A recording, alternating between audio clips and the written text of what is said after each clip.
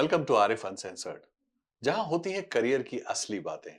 No fake motivation, no बकवास। आज है हमारे साथ में डॉक्टर प्रकाश मिश्रा, जो प्रोफेशनल बायोलॉजिस्ट हैं। तो आइए इनसे जानते हैं इनकी जर्नी कैसी रही। डॉक्टर प्रकाश मिश्रा जी, आपका बहुत बहुत स्वागत है, वेलकम। नमस्ते। सो मैं इस कंट्री में आया था 2012 में। तब तक मेरे पास 3 मास्टर डिग्री और पीएचडी थी। मैं यूनाइटेड नेशंस में साइंटिस्ट का काम कर चुका था। जब मैं यहाँ पे आया तो माहौल कुछ अलग थी। जैसे कि आज के नए लोग या नए इमिग्रेंट जो हैं या फिर जो स्कूल से निकल के आते हैं, उनको पता चलता होगा कि getting a job is very tough. जी। तो उस टाइम पे जिसको मैं अप्लाई करता था, वो बोलते थे कि मतलब यू आर ओवर क्वालिफाइड और you don't have any Canadian experience. So मेरा प्रॉब्लम यही था कैच 22 कि एक्सपीरियंस हो तो मुझे जॉब देंगे और जॉब देंगे तो एक्सपीरियंस होगा। तो हाँ। इसमें काफ़ी सारा मेरा ऐसा निकल गया। Anyway I manage to get into university of Calgary department of botany and we did some seminars and all and somehow I was picked by one of the companies, Nick Point Environmental, and I switched into environmental stuff. So 2014 से लेके and till date I'm in environmental in Canadian context. तो journey was not very easy, but after getting into that uh, but field, मुझे लगा कि ये जो experience है किसी के लिए बहुत काम आएंगे, क्योंकि हम कभी-कभी जब नए लोग होते हैं या फिर स्कूल से निकले हुए बच्चे होते हैं, कैरियर क्या लेना है, क्या नहीं लेना है, बड़े कन्फ्यूज़ हो जाते हैं। पढ़ा कुछ है, काम कुछ और कर रहे हैं और जॉब्स कर रहे हैं, सैटिस्फैक्शन नहीं मिल रहा है। तो अगर ऐसा आपकी सिचुएशन है, you are in the right place. मैं आपको कुछ एक्सपीरियंसेस बताऊँगा, जिसमें आपको पता चलेगा कि मतलब आप अकेले नहीं हो, ये किसी के साथ भी हो सकता है। मैं पीएचडी करके आया था, मेरा हाल यही था कि मैं खुद को आइडेंटिफ़ाई कर रहा था कि मैं हूँ क्या? मैं कर तो सकता हूँ सब कुछ, कोई मुझे आइडेंटिफ़ाई तो करे कि मैं कर सकता हूँ। तो एंड ऑफ द डे क्या हुआ कि when I entered into environmental field which was close to my field what I did my PhD in, but it was not proper, क्योंकि यहाँ पे जो flora, fauna, environmental stuff was totally different than what what was in back home. तो उसकी issue मुझे बहुत खल रही थी। तो मुझे एक्चुअली पहले 6-7 मंथ जो है सीखना पड़ा। And please don't hesitate to learn if you are getting the scope. तो उसको सीखना पड़ा, लेकिन उसके बाद पाथ जो है बहुत ज़्यादा ईज़ी हो गया। एक और प्रॉब्लम आता है कि आपने सीख तो लिया काम, हो सकता है आपका कम्युनिकेशन से सारा सब कुछ अच्छा हो, लेकिन ये जो कंट्री है, यहाँ पे कुछ परमानेंट तो है नहीं। मतलब आपका जो जॉब है, आपने 6 मंथ्स, 1 ईयर, 2 इयर्स कर लिया, इमीडिएटली आपको पता चलता है कि अगले दिन आपका जॉब है नहीं। Somebody else has taken it और मेबी कन मतलब कंपनी कोलैप्स हो गया या यू नो, सो यहाँ पे ले ऑफ होते हैं लोग सही। इकोनॉमी की वजह से। उस मामले में भी अगर आपको है कि मैं ऐसे भी फँस रहा हूँ, then also my experience will help you. Hmm. एक step, if you don't mind, हम पीछे जाते हैं। हाँ, एक ब्रॉडली एनवायरमेंटल, जैसे आप बता रहे हैं कि आप प्रोफेशनल बायोलॉजिस्ट हैं, हुँ, तो ये बेसिकली है क्या एक लेमैन के लिए कि ये इंडस्ट्री है क्या, इसमें क्या चीजें होती हैं? अच्छा, ब्रीफली थोड़ा सा बताएंगे? अच्छा। मैं अभी आप ही की चीज़ आप ही को दे रहा हूँ। जी। आप सोचो कोई कहीं पे एक ऑयल फील्ड है यहाँ पे, जी। तो जब कोई ऑयल का वेल खुदेगा, जी। तो वहाँ जंगल कटेंगे। बिल्कुल। कोई घर बनेगा, तो भी जंगल कटेंगे। कोई अगर इंडस्ट्री बैठ रहा है, तो भी घर कटेंगे। सो उसमें अफ़ेक्ट क्या होते हैं? नंबर 1 अफ़ेक्ट होते हैं एनवायरनमेंट। क्या उसमें आते हैं? प्लांट्स आते हैं, उसको डिपेंड करके एनिमल्स आते हैं। वहाँ पे गई हुई एक वाटर स्ट्रीम भी हो सकता है, कोई एक वाटर छोटा-सा वाटर बॉडी भी हो सकता है। उसको डिपेंड करके कितने ऑर्गेनिज़्म डिपेंड करते हैं, बोथ प्लांट्स एंड एनिमल्स। मेंढक से लेके कीड़े-मकोड़े, गोफ़र्स, रैट, स्नेक्स। अच्छा, एनवायरनमेंट कनाडा कहता है कि you have no right to kill anybody, that's for sure. It's offense, you cannot do that. But if you are doing some environmental stuff, you have to take environmental clearance. Okay. Clearance का मतलब है कि आपको, अगर वो आपको आप वो जगह यूज करने वाले हो, पहले आप वैल्यूएट करो कि है क्या क्या जो लॉस होगा। अगर वो लॉस हो रहा है कहीं और पे उसको एस्टेब्लिश करना पड़ेगा, that fine you have to pay. So if you need to know आपको लॉस क्या हुआ, तभी तो जाके आप पे करोगे।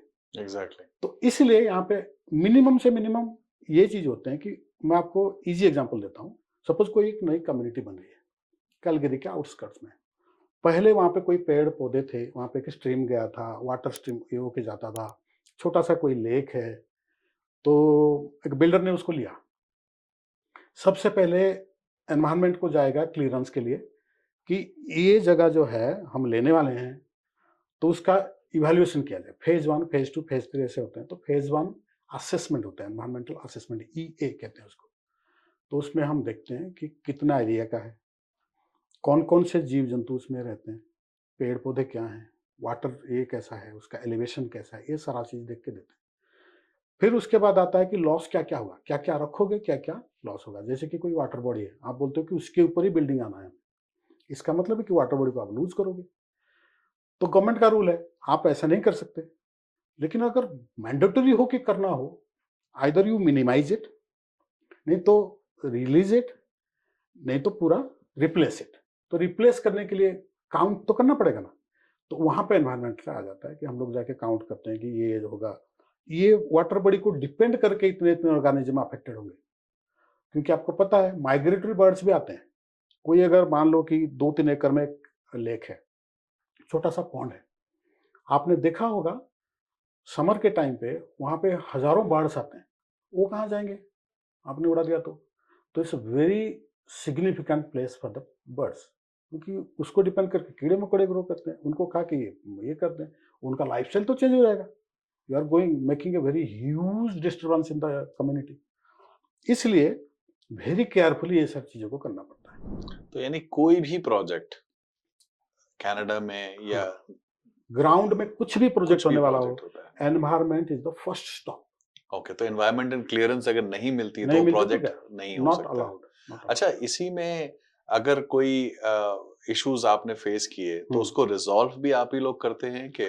देखिए हम लोग तो 2-3 चीज़ें होते हैं। कुछ चीज़ें होते हैं कि ईज़िली रिज़ॉल्व हो जाता है कि ये प्लांट कट रहा है, हम बोल सकते हैं कि जैसे कि वो स्प्रूस हुआ, पाइन हुआ, ये वेरी कॉमनली फाउंड प्लांट्स होते हैं। हम बोल सकते हैं कि ओके यहाँ से कटा लेकिन पास में है, so it can be adjusted with little bit of money. लेकिन कुछ रेयर प्लांट्स होते हैं, कुछ रेयर एनिमल्स होते हैं उसको डिपेंड करके, उसको नहीं कर सकते। फिर उसको डाइवर्ट कराना पड़ता है कि आप इस जगह को छोड़ दो, अब यहाँ पे करो, वो भी करके देते हैं। अगर ये इसको पूरा निकालना ही है, देन हमारे हाथ में नहीं रहता, वो government official will do that, okay, province will do that. Okay. अब इसमें कितनी लेयर्स होती हैं, इन द सेंस एक जैसे हर इंडस्ट्री में एक एसोसिएट होता है, फिर हुँ, एग्जीक्यूटिव होता है, फिर मैनेजर या डायरेक्टर होता है।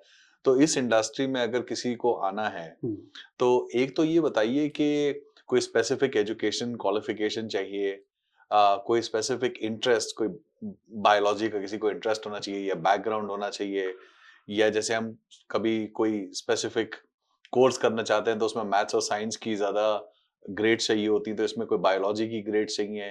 तो इसका थोड़ा सा एक प्रेफरेबली इंटरेस्ट तो चाहिए ही चाहिए। अगर 10th ग्रेड का है, उसमें थोड़ा-सा बायोलॉजी पढ़ा हुआ है, ओके, प्लांट मालूम है, एनिमल मालूम है, माइक्रो ऑर्गेनिज़्म मालूम है, वाटर बॉडी क्या होता है वो मालूम है, जो मिनिमम है, वहाँ से इंटरेस्ट शुरू होता है। अगर आप उसी के ऊपर स्पेशलाइज़ करना चाहते हो, तो 12th ग्रेड के बाद बीएससी करो, go for a bachelors. But बहुत लोग बैचलर तक जाते नहीं हैं, 12th ग्रेड के बाद टेक्नीशियन कोर्स कर देते हैं। जैसे कि कोई एनवायरमेंटल टेक्नीशियन हुआ, उसका कोर्स करो। कहाँ होता है ये कोई कोर्स, कोई वो स्पेसिफिक? बहुत सारे कॉलेजेस हैं, ओके, उसमें वो 6 मंथ्स का, 4 मंथ्स का, 1 ईयर का, 2 ईयर का लेवल देख के वो कोर्स आप according okay, to your payment capacity, according to your time you have, आप स्पेशलिटी के अनुसार कर सकते हो। वो करके you are entering into the field. तो उसमें क्या होगा कि प्रोफेशनल जो डेजिग्नेशन है, उसको पाने के लिए यू हैव टू अप्लाई। पहले तो उसके लिए you have to have a degree, फिर उसको आपको आईक्वास के साथ कंपेयर करना। Mostly I am telling about immigrants. International qualification assessment programme है जो ओके। अल्बर्टा का। एजुकेशन हाँ, असेसमेंट कह रहे आपका हैं, जो ओके। एजुकेशन उसके साथ उसका असेसमेंट करना पड़ेगा। फिर उसके बाद आप प्रोफेशनल डेजिग्नेशन के लिए अप्लाई करोगे। उस पे आपको जो आपके एलिजिबल हो, कुछ स्टूडेंट के लिए होता है, कुछ जूनियर टेक्नीशियन के लिए होता है, कुछ बड़े के लिए होता है। तो हाईएस्ट है वो प्रोफेशनल बायोलॉजिस्ट या प्रोफेशनल इंजीनियरिंग तो एनवायरमेंटल उसमें कुछ साइंस। एग्जाम्स देना पड़ता है? वो एग्जाम नहीं है, मोस्टली एक एथिक्स का एग्जाम देना पड़ता है हर किसी फील्ड में। It's not okay. That difficult. तो यानी कोई इस इंडस्ट्री में आना कोई ज्यादा मुश्किल नहीं है, नहीं अनलेस नहीं, एंड बहुत अनटिल ज्यादा आपको मुश्किल। इंटरेस्ट हो हाँ, इंटरेस्ट हो और और 12th ग्रेड हो कम से कम। कम से कम 12th ग्रेड और हो। कोई इंग्लिश की क्वालिफिकेशन भी चाहिए कि? वो हमें चाहिए नहीं होता। ओके। क्योंकि पब्लिक इंटरेक्शन बहुत कम होता है। कम है, ओके। स्किल सेट की जरूरत होती है जो हम सिखा लेते हैं। मोस्टली आपको तो अपने आप जब भी आप जॉब पे जाओगे दे विल जी गिव यू ट्रेनिंग। जी। और बाकी रहा जो फर्स्ट एड ट्रेनिंग, हुई मिस ट्रेनिंग, ये जो होते हैं मिनिमम, वो कर लो so that you will keep yourself safe. So okay it's quite easy to enter. Okay. But yeah, if you have better education, better communication, then you can grow in the industry, field. Okay. Industry में grow कर सकते हो। अच्छा, इसमें जो एक थोड़ा सा सैलरी स्ट्रक्चर या कमीशन स्ट्रक्चर क्या होता है, इसके पर्क्स क्या होते हैं? अच्छा। एक स्टार्टिंग से जिसने एग्जाम्पल 12th करके 6 महीने का कोर्स किया है, हाँ। अ, और फिर उसको कोई ऐसी कंपनीज हैं, कोई इंडस्ट्री है जो जहाँ पे वो एप्लीकेशन कर सकता है, या कैसे इस इंडस्ट्री में आ अच्छा, सकता है? हमारे यहाँ पे वैरीज हमारा जो मिनिमम होता है, दो चीजें होते हैं, या तो आप फील्ड में हो या नहीं तो ऑफिस में बैठे हो। जी। ऑफिस में हो तो ऑब्वियसली तुम्हारा थोड़ा कम रहेगा। ओके। जो डाटा एंट्री वाला काम हुआ या स्कैनिंग, जेरॉक्स, वो वाला काम जो ऑफिस में करते हैं। लेकिन अगर आप फील्ड में जाते हो जी तो ऑब्वियसली आप तो बेसिक सैलरी पाओगे ही, उसके बाद आपको पर टाइम भी मिलेगा, ट्रैवल का भी मिलेगा, पर नाइट जब बाहर रहोगे उसका भी फीस मिलेगा, प्लस उसके बाद भी एक और पैकेज भी मिलता है depending on the season. Suppose यहाँ से कोई जाके रेडियर में काम करके एक दिन में आ गया तो he may not get that thing. लेकिन उसको अगर लाकला बीच गया या फिर एडमंटन के ऊपर और या फोर्टमैक गया, वहाँ पे 8-10 दिन रहा, तो दे गेट एक बेटर पैकेज विद दैट। और हमारे most of our work is in जो फील्ड, ओके। एनवायरमेंटल मॉनिटरिंग हो, एनवायरमेंटल असेसमेंट हो, सब कुछ फील्ड में होता है। और उसके बाद आप क्लेम कर सकते हो कि मैंने वो जूते खरीदे, मैंने कुछ गियर लिए, फील्ड गियर लिया, उसके भी आप क्लेम कर सकते हो। So it pays to the entry level people, it pays really well. आप अगर किसी मिनिमम जॉब देने वाले, जैसे एग्जांपल आप वॉलमार्ट की बात करो, वहाँ पे अगर कोई आप अप्लाई करो और मानते हैं कि वो एक आप अंदर वाली सेटिंग पे काम कर रहे हो, तो whatever they are paying $15-16, this pays at least $2 to $4 more than that. यानी $18-20 से स्टार्ट होती है शुरू हो पे। जाएगा। ओके। हाँ। प्लस जो दूसरे पर्क्स हैं, हाँ, ट्रैवल अगर आप हाँ अलाउंस और वो हो सब। जाते हो तो एक्चुअली वो डबल हो जाता है। ओके। और मजे की बात ये है कि अगर आप समर में काम कर रहे हो तो आपको 8 घंटे के बाद 1.5 टाइम्स, कभी कभी 2 टाइम्स भी मिलता है। तो इसमें लोग पार्ट टाइम भी काम कर सकते हैं कि इसमें हाँ फुल टाइम बिल्कुल होना जरूरी बिल्कुल, है? नहीं नहीं नहीं, पार्ट टाइम भी कर सकते हैं और फुल टाइम भी कर सकते हैं। कभी ये सीजन बेस्ट है मोस्टली। अभी देखो आप, इस टू विंटरी नाउ, अभी मोस्टली काम अंदर होगा, प्रोजेक्ट बनाना, बीड करना, पेपर वर्क करना, राइटिंग करना, ये सारा कुछ कर लो। When you are in the field, maybe March के बाद हमारा फील्ड का काम शुरू होता है, जब स्नो मेल्ट करता है हम्म। और पेड़ पौधों में पत्ते आने लगते हैं, फिर एनिमल घूमने लगते हैं, फिर उनका फोटो खींचो, ये करो, सब कुछ। ये सब करने में सब आप ले लो कि अप्रैल से लेके अक्टूबर तक इस फील्ड सीजन। और मई में यूजुअली दिन में 12 से 16 घंटे लोग काम करते हैं, ओ। क्योंकि दिन रहता है तब तक। तो उसमें काम करके पहले 8 घंटे के लिए आप 1 फीस, और उसके अगले 4 घंटे ओवरटाइम। के लिए 1.5 टाइम्स। सो एक्चुअली जो अप्रैल से लेके सितंबर अक्टूबर के टाइम पे people make whole year's money, okay. वो विंटर में छुट्टी ले लेते हैं। So that's how the work is. अच्छा, एक बात बताइए, काफी इंटरेस्टिंग सब्जेक्ट है फॉर श्योर, बहुत मजा आ रहा है आपसे बात करके। ये जो आजकल को टैरिफ के इम्पैक्ट्स आ रहे हैं या फिर कोई इकोनॉमी के इम्पैक्ट्स हैं, आपको लगता है कि इस इंडस्ट्री पे कोई इन चीजों की वजह से फर्क पड़ेगा? मुझे तो उल्टा दिख रहा है, क्योंकि करे कुछ भी, एनवायरनमेंट पहले तो कभी नीचे जाएगा ही नहीं। क्योंकि आप कुछ भी सोचो, सबसे पहले तो एनवायरनमेंट आता है। लाइफ और एनवायरनमेंट ये दोनों चीज है। अगर आप सांस भी ले रहे हो ना, is related to environment. Excellent. खाना तो है ही, इसके नीचे तो कुछ हो ही नहीं सकता। तो लास्ट टाइम जब ट्रम्प साहब आए थे, उन्होंने कीस्टोन पाइपलाइन को अप्रूव किया था। चलो, हालांकि बाद में बंद हुआ एनवायरनमेंट के लिए। कुछ भी कोई रीजन दे दे, लेकिन उसके लिए जॉब बढ़ता है। जॉब आज के डेट पे जो सिचुएशंस चल रहे हैं, टैरिफ हो कुछ भी हो, सिर्फ एक फील्ड उसमें से आउट है, वो है एनवायरनमेंट। अच्छा, राइट। इंटरेस्टिंग। रेट कितना भी बढ़ जाए, एनवायरनमेंट फिर भी उधर ही रहेगा। That priority will be still there. हाँ, ये डिपेंड करता है कि हम उसको कैसे लेते हैं। अगर हम क्विक मनी कमाना चाहते हैं, तो हमको लगेगा यार मैंने इतना सारा काम, पहाड़ पे चढ़ो, इतना पैसा नहीं देते। नहीं, नहीं, ऐसा नहीं होता। आपको पहाड़ चढ़ने के पैसे नहीं मिलते। आपको आपके स्किल्स के पैसे मिलते हैं। आप उसमें कितने दिन, क्या एक्सपर्टाइज़ आपने उसमें दिया। पहाड़ चढ़ जाना इम्पोर्टेंट नहीं है। इम्पोर्टेंट है कि पहाड़ चढ़ के आपने नोट क्या किया। ये पहाड़ में चढ़ा था, तो ये एक्सपीरियंस को आप दूसरे प्रोजेक्ट में लगाओगे, दूसरे को तीसरे में। जैसे आप 10 कर लोगे ना, you will B one of the experts. क्योंकि इस फील्ड में ज़्यादा लोग आते नहीं हैं। आते हैं तो कुछ दिन में कहीं और चले जाते हैं। थर्ड थिंग क्या होता है कि टेम्पररी लोग आए और कहीं पे ज़्यादा मिल गया तो चले गए। किसी को फैमिली का इश्यू है, किसी को, अभी आप सोचेंगे नहीं, जैसे 2012 2014 तक टोरंटो से, ओंटारियो से लोग आके अल्बर्टा में छाए गए थे। सारा एनवायरमेंटल काम वो कर रहे थे फोर्ट मैक तक। जैसे ही रिसेशन आया यहाँ पे, वो सारे उधर चले गए। फिर जब शुरू हुआ तो वो आए नहीं। जो भी आए, जो फील्ड छोड़ चुके थे छोड़ चुके थे, लेकिन यहाँ पे बहुत सारा स्कोप बना। तो जैसे उसी टाइम पे हम लोग ग्रो कर रहे थे, तो फिर वी बिकम्स एक्सपर्ट्स। तो पैसे की तब भी कमी नहीं थी, आज भी कमी नहीं है। कमी है कि लोगों की इंटेंशन की। क्विक क्विक मनी के स्कीम में मत जाओ, फोकस करो। और इसमें मजा बहुत आता है काम करने में। You won't find any that type of peaceful work doing anywhere else.